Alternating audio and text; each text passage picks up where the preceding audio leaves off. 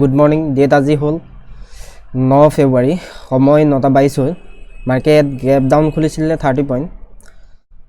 তাৰপিছত এতিয়া কালিৰ যোনটো ল' লেভেলটো হোল্ড কৰি মাৰ্কেট আপছাইডলৈ গৈ আছে। কালি ক্লজিং প্ৰাইজৰ ওপৰত যদি মাৰ্কেট ছাষ্টেইন কৰিব পাৰে তেতিয়া হয়তো আপছাইডত এটা যোৱা সম্ভাৱনা এটা আছে।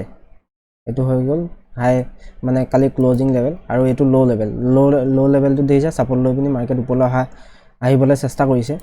আমি যদি সেলিং বা বাইং আমাৰ সেটআপৰ মতে সেলিং বা বাইং পজিশন বনাবলৈ হ'লে আমি ফিবোনাচি আগদিনাৰ যোনটো মোমেন্টাম লাষ্ট মোমেন্টাম তাৰ পৰা আমি ফিবোনাচি লগাই যদি 50%টো চাওঁ কিমানলৈকে আছে, সেইখিনি ল' লেভেল দেখিছে 50% অলৰেডি এতিয়া বেক কৰিছে। এইটো দেখিছে, এক মিনিট, এইটো দেখিছে 50% অলৰেডি বেক কৰিছে। আমি কি কৰিলোঁ, ফাৰ্ষ্ট টাইম লাষ্ট মোমেন্টাম আগদিনাৰ প্ৰিভিয়াছ মানে মোমেন্টামৰ পৰা, আৰু ল'টো বৰ্তমান আজি সেইটোৱে একেটাই, কালিৰ যোনটো ল' বনাইছে সেইটোৱে ল' হয়। ল'লৈকে আমি ফিবোনাচি মাৰিলোঁ। ফিবোনাচি লগোৱাৰ পিছত আমাৰ 38 আৰু 50% অলৰেডি বেক কৰিছে ডাউন ছাইডৰ। আমি ডাউন ছাইডত যদি যাবলগীয়া হ'লহেঁতেন 50% অলৰেডি এতিয়া বেক কৰিলে। আমি এতিয়া ৱেইট কৰিম বাইং ছাইডত যদি কালিৰ ক্লজিং প্ৰাইচ, এইটো হৈ গ'ল কালিৰ ক্লজিং প্ৰাইচ, লাষ্ট কেণ্ডেলডাল ক্লজিং প্ৰাইজৰ ওপৰত যদি ছাষ্টেইন কৰে ৰিটেষ্টমেণ্টত আমি বাই কৰিবলৈ চাম। ঠিক আছে, ৰিটেষ্টমেণ্টত আমি বাই কৰিবলৈ চাম। আমাৰ বাইং ছাইড যদি যাওঁ আৰু চেলিং ছাইড যদি যাওঁ আমি ল' লেভেলটো বেক কৰিব লাগিব। কালি ল' লেভেলটো আমাৰ ছাপৰ্ট লেভেলৰ কাম কৰিব আজি। কালি ল' লেভেলটো যদি বেক কৰে আমি চেল ছাইডত যাম। ঠিক আছে, আৰু ক্লজিং প্ৰাইজৰ ওপৰত যদি বেক হয় ৰিটেষ্টমেণ্ট মানে প্ৰাইচ একশ্যন বনাই তেতিয়া আমি বাইং ছাইডত যাব পাৰিম।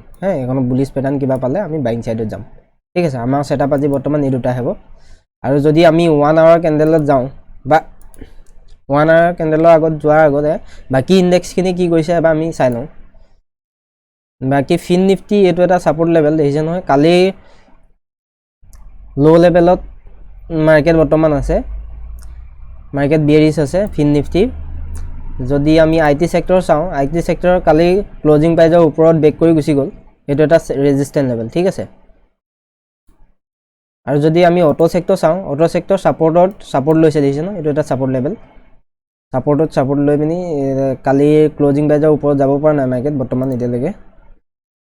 FMCGও সেই কালি ক্লজিং প্ৰাইজৰ ওচৰতে আছে, মাৰ্কেট ছাপৰ্ট ল'বলৈ চেষ্টা কৰি আছে। আৰু বেংক নিফটি কালি ক্লজিঙৰ ওপৰত এডাল কেণ্ডেল, ক্লজিং প্ৰাইজৰ ওপৰত এডাল কেণ্ডেল ক্লজ দিছে বৰ্তমান।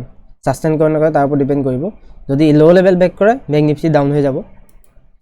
বাকী আমি 1 ডে কেণ্ডেলত যদি চাওঁ মাৰ্কেট এই ল' লেভেলটো বেক কৰে, কালি ল' লেভেল চাব দেই, কালি ল' লেভেল, কালি এই কেণ্ডেলডাল ৰেড কেণ্ডেলডালৰ ল' লেভেল বেক কৰে তেতিয়া আমি ডাউন ছাইডলৈ ধুনীয়া মুভ পাম। সেইটো কাৰণে কৈছিলোঁ মই 5 মিনিটত গৈ যদি আমি চাইছোঁ মানে কালি ল' লেভেলৰ তলত হ'লে আমি চেলিং ছাইডত যাম। আৰু কালি ল' লেভেলটো হোল্ড কৰি যদি এই ট্ৰেইন লাইনডালৰ ওপৰত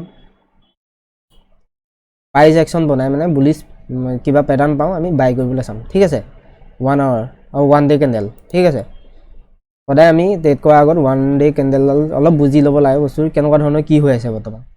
দেখিছে এইডোখৰত বহুত টাইম হোল্ড কৰি মাৰ্কেট ওপৰলৈ যায়, আৰু তললৈ অহাৰ লগে লগে এইডোখৰ পাৰ কৰিব নোৱাৰে পুটুককৈ। যেতিয়া পাৰ কৰে আপছাইডত যায় মাৰ্কেট। তাৰপৰা এইডোখৰ ডাবুল টপ বনি মাৰ্কেট তললৈ আহিছিলে, এইডোখৰ ৰিটেষ্ট কৰিব লাগিছিলে, হয়তো ৰিটেষ্টো কৰিব পাৰে 1 ডে। যদি ল' লেভেলটো হোল্ড কৰি যায় তেতিয়া ওপৰলৈ যাব পাৰে। ঠিক আছে, যদি আমি 1 ডে কেণ্ডেলত ফিবোনাচি ৰিটেষ্টমেণ্ট কৰি চাওঁ, যোনডোখৰ পৰা মোমেণ্টাম আৰম্ভ কৰিছিলে আৰু বৰ্তমান হাই লেভেলটো দেখিছেনে 38% ৰিটেষ্টমেণ্ট। ঠিক আছে, 38% বা 50% হেল্ডি ৰিটেষ্টমেণ্ট হয় বুলিছ ছাইডত। এতিয়ালৈকে আমি বিয়েৰিছ বুলি ক'ব নোৱাৰোঁ মাৰ্কেট।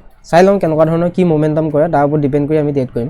ঠিক আছে, মই এতিয়া 10:10 হ'ল, মাৰ্কেট হাই মানে কালি ক্লজিং প্ৰাইজো বেক কৰিব পৰা নাই আৰু কালি ল' প্ৰাইজো বেক কৰিব পৰা নাই বৰ্তমানলৈকে। দেখিছে নহয়, কালি ল' লেভেলত এতিয়া আহিলে ছাপৰ্ট ল'লে ওপৰলৈ গুচি গ'ল। আৰু কালি এইটো ক্লজিং প্ৰাইজত এডাল কেণ্ডেল গ্ৰীণ বনাই ডাইৰেক্ট আকৌ তললৈ গুচি আহিলে। আমি এতিয়া আমাৰ ছেটআপ হ'ব এডাল ট্ৰেইন লাইন আৰু এডাল ৰেজিষ্টেণ্ট, এডাল ছাপৰ্ট।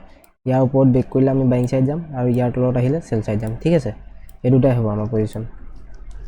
যদি বাইং ছাইড যাব লাগে ইয়াৰ ওপৰত যাম, আৰু চেলিং ছাইড ল' লেভেলৰ তলত হ'ব। ঠিক আছে, সেইটো কাৰণে প্ৰিভিয়াছ ক্লজিং আৰু ল' লেভেল হাই লেভেল অপেনিং লেভেল এইবোৰখিনি ইম্পৰ্টেণ্ট হয় ছাপোৰ্ট ৰেজিষ্টেঞ্চত। দেখিছে ন আজি কেনেকুৱা ধৰণৰ কাম কৰিছে, ঠিক আছে। আৰু কিবা ট্ৰেড লওঁ যদি মই ভিডিঅ' দেখাম আৰু সময় এতিয়া 5:50 হ'ল সন্ধিয়া। আমি আজি বাইং ছাইডত পজিশ্যন এটা বনালোঁ। আমি কৈছিলোঁ যে ল' বেক কৰিলে আমি চেল ছাইড ল'ম। ল' বেক কৰাৰ পিছত আমি ৱেইট কৰি আছিলোঁ ৰিটেচমেণ্টৰ কাৰণে, ঠিক আছে। মই কাটি দিছোঁ। ল' বেক কৰাৰ পিছত আমি ইয়াৰ পৰা যোনটো মমেণ্টাম পৰা আৰম্ভ হয় তাৰপৰা আমি ফিবনাচি লগাই ৱেইট কৰিছিলোঁ ইয়াত চেল ছাইডত যাবলৈ, কিন্তু এইডোখৰত কোনো এনেকুৱা বিয়েৰিছ কেণ্ডেল নাপালোঁ। সেইটো কাৰণে ৱেইট কৰিলোঁ। ৱেইট কৰি যেতিয়া আপ ছাইডত যেতিয়া মমেণ্টাম কৰিলে ইয়াৰ 50% যেতিয়া ওপৰত গুচি গ'ল হাইৰ ওপৰত, তেতিয়া আমি চেল ছাইডত বাদ দি বাইং ছাইডৰ পজিশ্যন বনাবলৈ চালোঁ। বাইং ছাইডত মানে আমি যোনটো তলৰ পৰা যোনটো আপ ছাইডত মুভমেণ্টৰ আৰম্ভ হৈছিলে তাৰ পৰা ফিবনাচি লগাই হাই লেভেললৈকে ফিবনাচি লগাই এইটো দেখিছে 38% ৰিটেচমেণ্ট। এইটো হৈ গ'ল 38% ৰিটেচমেণ্ট আৰু বুলিছ এংগালফিং। এইডাল কেণ্ডেল দেখিছে বুলিছ এংগালফিং কেণ্ডেল, এইডাল কেণ্ডেল দেখিছে বুলিছ এংগালফিং কেণ্ডেল। আমি ইয়াত বাই কৰিছোঁ আৰু টাৰ্গেট ৰাখিছিলোঁ আমি ইয়াৰ হাই লেভেল এইডোখৰলৈ ৰাখিছিলোঁ, কিন্তু টাৰ্গেট এচিভ নহ'লে, হ'লেও আমাৰ যথেষ্ট প্ৰফিট হৈছে। ইয়ালৈকে ৰাখিছিলোঁ আমি হাই লেভেল, কিন্তু টাৰ্গেটটো ইমান নাপালেগৈ। যেতিয়া মমেণ্টাম শ্ল' হৈ গ'ল এই কেণ্ডেলখিনি বনাওঁতে আমি অলপ কোৱাণ্টিটি এটা কোৱাণ্টিটি ইয়াত আঁতৰাই দিলোঁ আৰু এটা কোৱাণ্টিটি এই হাই কেণ্ডেলডালত আঁতৰাইছোঁ, ঠিক আছে।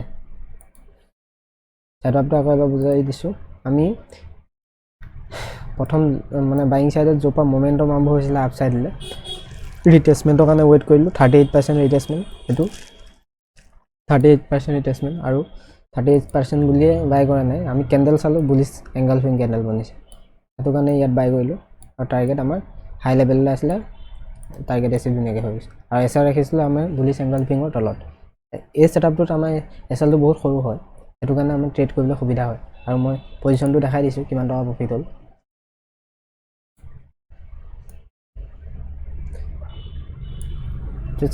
শ্বেৰখানৰ এস্প্ৰেছ' ট্ৰেডিং প্লেটফৰ্ম, এইটো ভাল মানে মই সেইটো কাৰণে ট্ৰেড কৰোঁ ইয়াত। এইটো দেখিছে 2300। আৰু আজি ফ্ৰাইডে মানে মমেণ্টাম বহুত কম হয়, সেইকাৰণে আমি 2300 বুক কৰি দিলোঁ, ঠিক আছে। ধন্যবাদ।